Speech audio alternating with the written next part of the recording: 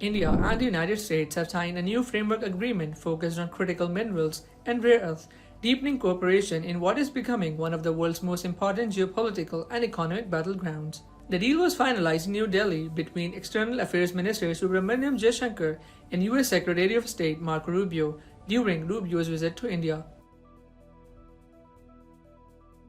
The agreement focuses on securing supply chains for minerals that are essential for electric vehicles, semiconductors, artificial intelligence systems, military technology, and renewable energy infrastructure. These include lithium, cobalt, nickel, and a group known as rare earth minerals. The United States sees these resources as strategically critical because modern economies and defense industries increasingly depend on them, and right now, China dominates that space.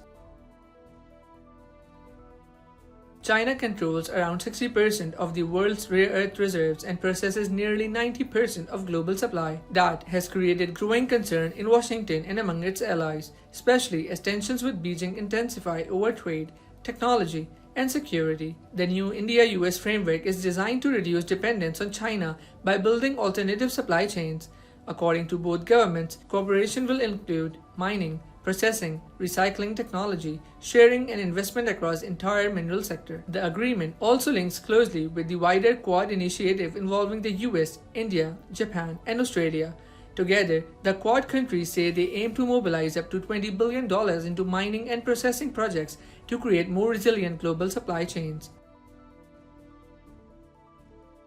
India is now trying to position itself as a long-term alternative hub for critical minerals. The country has identified 30 minerals as strategically important, including lithium, cobalt, graphite, and rare earth elements. India also holds large reserves of monazite, a mineral that contains rare earth oxides. But despite the reserves, India still lacks large-scale processing infrastructure and currently produces only a handful of critical minerals commercially.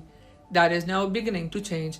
In its latest budget, New Delhi announced plans for new rare earth corridors across multiple Indian states aimed at boosting mining, refining, and manufacturing capacity.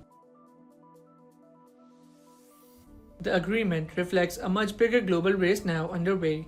Critical minerals are increasingly seen as the backbone of the next industrial era, powering everything from EV batteries and wind turbines to AI chips and advanced weapon systems. And countries are now scrambling to secure access before supply chains become even more politicized. The United States has recently signed similar minerals agreement with multiple countries, including Pakistan through the Requidec project in Balochistan. As global competition shifts from oil to technology minerals, access to these resources is quickly becoming one of the defining strategic contests of the decade.